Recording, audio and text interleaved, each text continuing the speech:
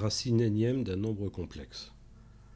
Alors pour illustrer donc la méthode qui est développée dans le cours, donc on va prendre un exemple. On se propose de déterminer les racines quatrièmes d'un nombre, donc donné sous forme algébrique. Donc grand Z est égal à moins 1 demi, moins I, racine de 3 sur 2.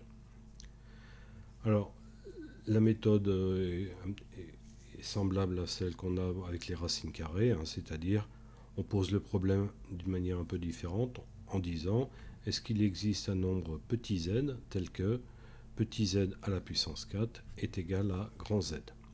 Alors pourquoi puissance 4? Puisqu'on cherche les racines quatrièmes. Si on cherchait les racines cinquième ou sixième, donc l'exposant, ça sera 5 ou 6. On remarque que là, grand Z est donné sous forme algébrique. Donc, question, pour Z, est-ce qu'on va prendre la forme algébrique ou la forme trigonométrique? Alors, portons sur l'hypothèse qu'on va travailler sur petit z est égal à A plus IB, donc la forme algébrique. Donc, je vais élever petit z à la puissance 4. Je reconnais donc une identité remarquable de la forme x plus y. Je ne vais pas utiliser a et b puisqu'ils sont déjà utilisés. X plus y à la puissance n. Et donc on développe suivant le triangle de Pascal qui nous permet d'avoir les différents coefficients. Et ensuite on place les puissances décroissantes pour petit a et les puissances croissantes pour ib. On obtient donc cette expression qui, on le voit, donc est loin d'être sympathique. Donc déjà ça a l'air d'être assez compliqué. Si on développe et ensuite on recherche donc les parties réelles et les parties imaginaires, qu'on va ensuite identifier donc avec les parties réelles et les parties imaginaires de grand Z, on obtient donc un système de deux équations à deux inconnues, donc pour la partie réelle et pour la partie imaginaire. Bon, là on s'aperçoit tout de suite qu'on s'engage dans des calculs qui seront sûrement compliqués. Donc on va essayer une autre stratégie en disant que on va raisonner non plus sur les formes algébriques, mais sur les formes trigonométriques. Donc on reprend le problème à la base. On va dire donc existe-t-il un nombre petit z de modules donc ρ et d'argument θ tel que donc z à la puissance 4 est égal à, donc j'applique la formule de Moivre et donc ça sera égal à grand Z. Le problème, c'est que grand Z n'est pas sous forme trigonométrique. Il va falloir donc qu'on l'exprime sous forme trigonométrique, c'est-à-dire qu'on détermine son module et son argument. Donc là, les formules sont classiques. Donc pour le module grand R, donc le module de grand Z, donc ça sera racine de moins 1 demi au carré plus moins racine de 3 sur 2 au carré.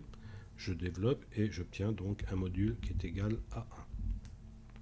Pour l'argument, donc, on applique la méthode classique, sinus de l'argument, donc c'est B sur ρ, et cosinus de l'argument, c'est A sur ρ.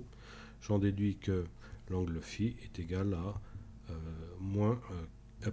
est égal à 4pi sur 3 ou donc moins 2pi sur 3. Donc toujours modulo 2pi, bien sûr.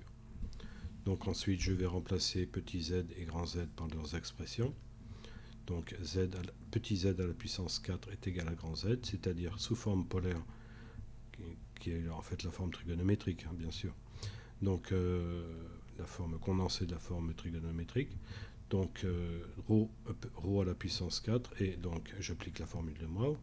Et ça doit être donc égal à un nombre complexe de modules 1 et d'argument 4pi sur 3. Toujours modulo 2pi, bien sûr. Donc il est facile d'en déduire que ρ est égal à 1. Et on reste à déterminer donc le module donc le module θ. Donc je sais que 4θ est égal à 4pi sur 3 plus ou moins 2kpi. Donc je passe le 4 de l'autre côté, ça va me donner donc un quart de 4pi sur 3 plus 2kpi. C'est là qu'il ne faut pas oublier le 2kpi, puisqu'en fait, là, on va distribuer donc le 4. Ça va nous donner donc si on peut simplifier, pi sur 3 plus 2kpi sur 4, c'est-à-dire kpi sur 2.